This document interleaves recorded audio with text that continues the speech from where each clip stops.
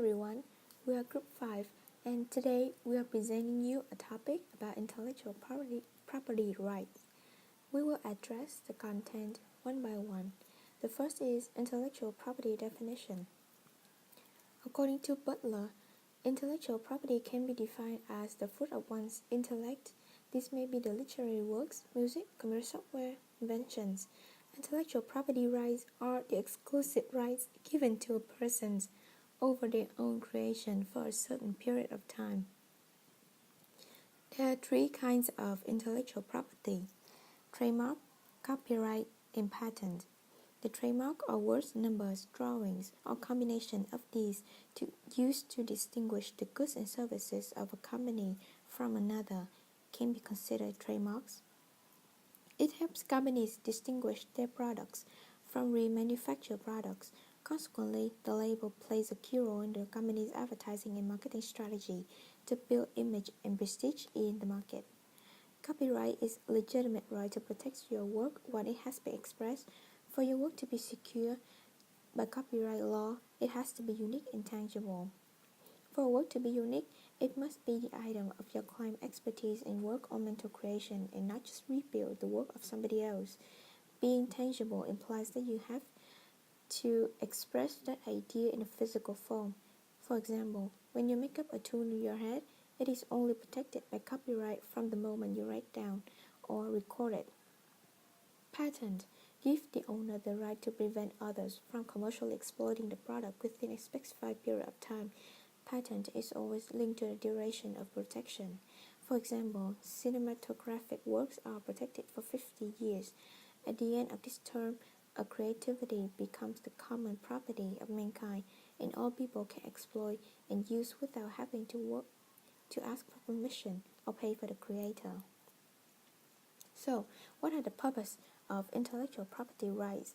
According to Liu, he said that intellectual property rights protection is one of the most important determinants of R&D investment for multinational corporations, because whenever a new product arrives in the market and attracts customers successfully, sooner or later, it will be competing with the same or similar product. In some cases, competitors will benefit from economies of scale, greater market access, and therefore producing a good that is similar to the original but with a lower price. It put heavy pressure on the creator of the original product or service. Sometimes this will push the original creator off the market, especially as they have made significant investment in the new product development. Competitors benefit from that investment and do not lose a penny for the creativity and invention of the original creator. According to Corbin, intellectual property defines who you are as an organization and what you will become in the future. Your reputation, brand strategy, research. From economic standpoint, intellectual property rights is created to ensure that creator can exploit the economic value of their innovative products, and to make up for the innovative work, IPR can help preventing the production and consumption of counterfeit goods which infringe intellectual property rights and cause damage to genuine manufacturers in terms of revenue and reputation. Protecting intellectual property rights will help remove these products from the market, guaranteeing the benefits of both the creators and the consumers. However, in reality, a study conducted by Eckhard Hofner in 2010, comparing 19th century England with copyright to 19th century Germany without copyright, and he found out that the per capita production of literary works was considerably higher in Germany.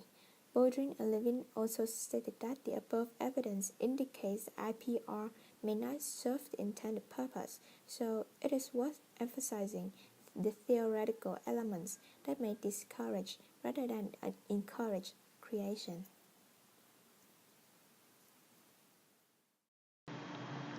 In the second part, we will talk about the differences between intellectual property and intellectual monopoly. Intellectual property is the right to buy and sell ideas or knowledge, while intellectual monopolies is once another person or company has purchased the right to use an idea or technique over which you have claimed copyright. Intellectual monopoly gives you the right or power to decide how they can use it and under what circumstances. In 2012, value-traded intellectual property has rapidly moved from being a category of laws developed for the convenience presentations of distinct legal regimes into a legal concept. Indeed, Boren and Levin claims that the adoption of intellectual property laws starts in the Patent Act of 1970s and extend progressively to more and more areas of business. For example, in 2014, Christine Peterson argues that the questions of monopolies in the pharmaceutical industry and Nigeria's compliance struggles with the WTO trade-related aspects of intellectual property (TRIPS) agreements, in which TRIPS enforce patent holder rights and mandate intellectual property harmonizations across nation-states. It could be claimed that these tools are not always distinguishable in practice. According to Gilbert in 2010, IES concludes that the patents and copyrights are not necessary to provide protections for either innovation or creative expressions and should be eliminated. Michael Boren and David Levin also notes that many flaws of U.S. system of intellectual property protections and argue that other means are available to appropriate the benefit of inventions and the will talk about the change of intellectual property practice over the last 30 years, focusing on the WTO trade-related aspects of intellectual property rights, or short TRIPS, legislations for intellectual property law and practice. According to Jason Ram in 2015, the entries of the TRIPS agreement has seen the developing countries and the least developed countries suffer from the excessive burden of obligations imposed under the agreement to embrace and implement a higher standards of intellectual property protection. Therefore, developed countries have also successfully utilized the TRIPS agreement intellectual property right protection criteria as a benchmark to develop a much higher intellectual property right protection agenda through the introduction of TRIPS Plus provisions in bilateral and other multilateral agreements entered into with developing countries. Secondly, TRIPS involve a significant extension in the number of practices and technologies which could be covered by intellectual property. In response to the HIV/AIDS health crisis affecting many countries, the WTO adopted a declaration of TRIPS agreement in 2001. The conclusions of the agreement exemplify how the global intellectual property regime can support, rather than hinder, access to the affordable medicines, most of which are covered by IPRs, intellectual property rights. Regardless of its legal status, the declaration provides the developing countries with powerful leverage and flexibility when interpreting and implementing the TRIPS applications. The flexibility elaborated by the declarations consists of compulsory license promoting the access to the. In this part, we will talk about the consequentialist argument and intellectual property rights. There are two main ethical arguments when discussing intellectual property rights: consequentialist, based on utilitarian framework, and proceduralist, based on the nature of property rights. According to Bush and Gilson in 2007, consequentialist argument includes acts as produce the best outcomes for the most numbers of populations. Follow this ethical theory, the action is chosen with the purpose of creating the greatest long-term good for the society. However, Proceduralist arguments focus on finding appropriate actions follow the rules, which argues that there are moral principles for right and wrong acts independent from any circumstances. Individual rather than society is the center of these arguments. However, in many cases, rules are unpredictable and obeyed can result in the harm from a majority, which conflict with the ethics purpose of these arguments. Hence, our presentations will support for the consequentialist arguments. Considering these two terms in scale of intellectual property rights, using proceduralist means to support the absolute controls of a firm or individuals on their inventions, while consequentialists encourage sharing patent in order to anti-just and avoid the rise in the price and harm to the societies. With this ethic, researchers and firms can earn back their investment in R&D activity and reasonable gains for their efforts. Using this, both benefits a firm and society could be ensured.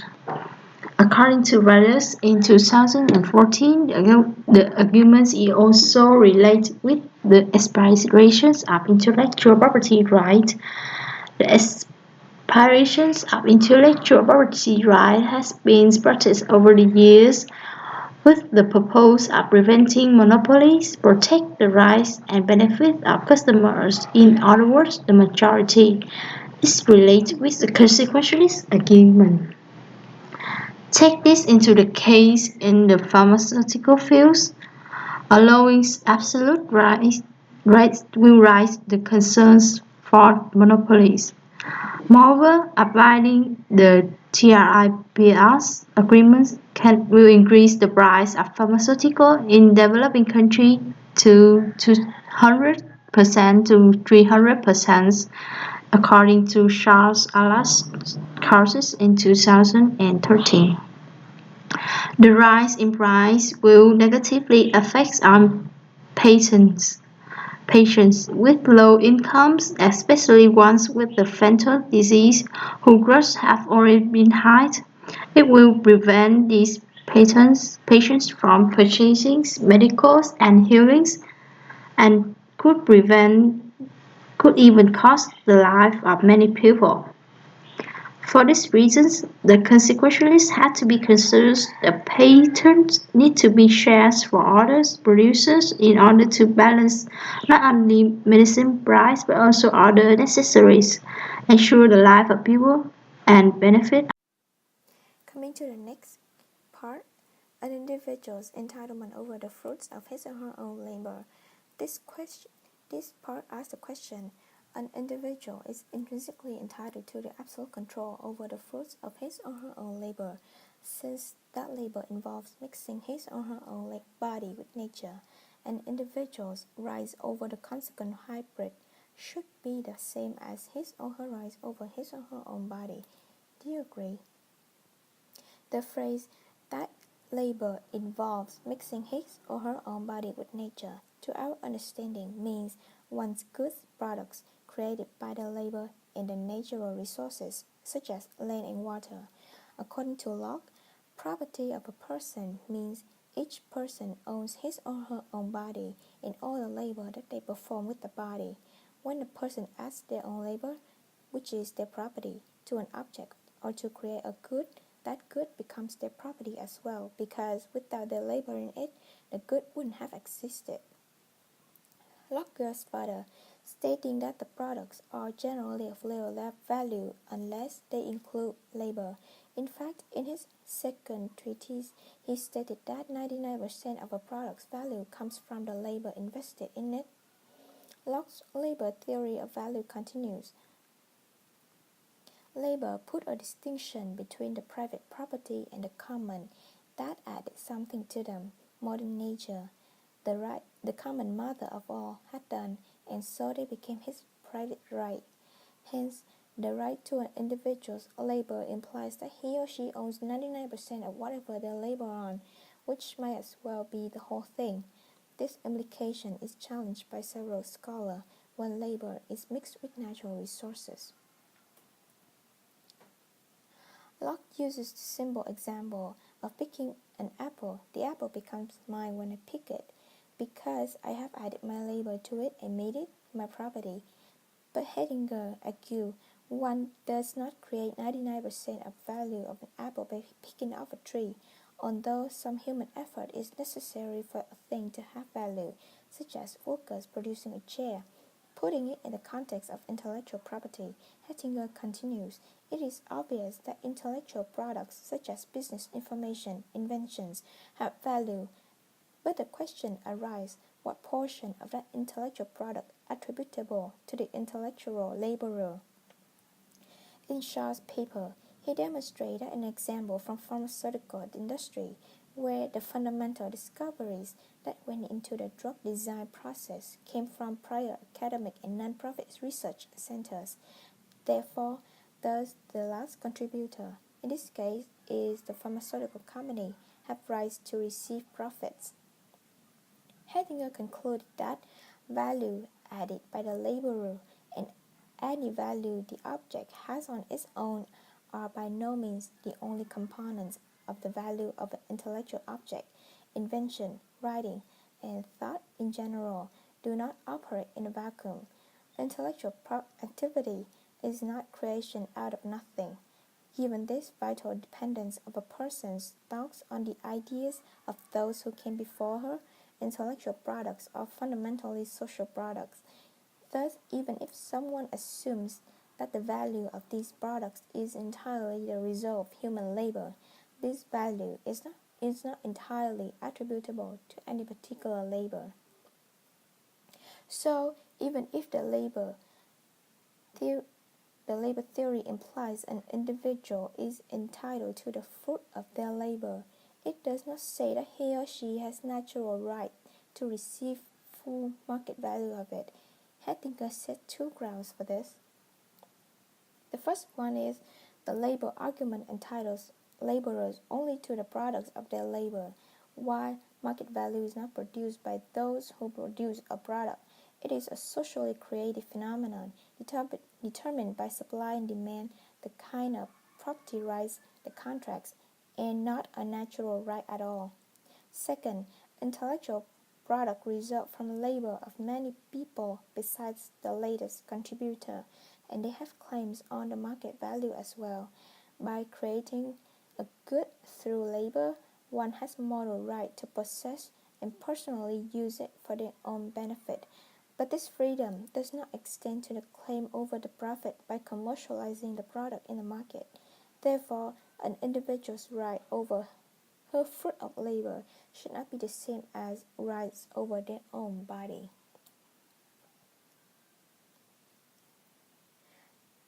The next question related to landmark innovation, whether it is really the fruit of one person or an organization. Individuals should have ownership over their efforts, bodies, as a consequence of have ownership over what they do with them. Work done with a body labor often results in tangible products, since products, and these products are so closely intertwined. Individuals' ownership also extends to the products of their labor. According to Shaw, early advocates for the TRIPS agreement justify the need for more robust intellectual property protections with the ontological argument that imply a duty to honor IPR regardless of the consequences of doing so. This line of argument is based on the theories of natural rights and the notion that individuals own the fruit of their personal labor. Edwin Hedinger notes that this compelling intuition is often expressed colloquially as why is mine? Why is mine because I made it? That's why.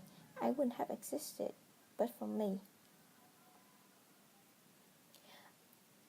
Americans are proud to be a nation of inventors who are willing to test new things both in industry and in politics. Thus, patents are an important part of the history of American development. Although most American students may not know the patent is mentioned in the Constitution, many students learn from the lesson that one of the first patents granted to Eli Whitney seed dispenser, which greatly influenced the later development of the United States. If what happened in the United States is true, it will be true in other countries, including in developing countries. Closely protecting intellectual property not only promotes innovation, but also creates a firm belief in the economy that is sufficient to attract foreign investment and promote technology transfer. This has been demonstrated in a number of studies on the relationship between intellectual property, particularly patent, and the pace of development. All of this imply that landmark innovation should be the fruit of one particular party. Some landmark innovation that should be considered is using the thermal shock proteins, molecules produced by every cell of the human body in response to various types of pressure. Experts at the Russian Federation Center of Biomedical Research claim to have successfully developed a drug that effectively cures all types of cancer at any stage. And another one is on the evening of December 21st, Canaveral Air Force Station, Florida, rocket Falcon 9 SpaceX carried 11 satellites into space before landing safely on Earth only 10 minutes later. This historical moment marks an important milestone that SpaceX has been striving to achieve over the years and is likely to pave the way for a new era of aerospace history. The fact that reusable missiles will be increasingly common.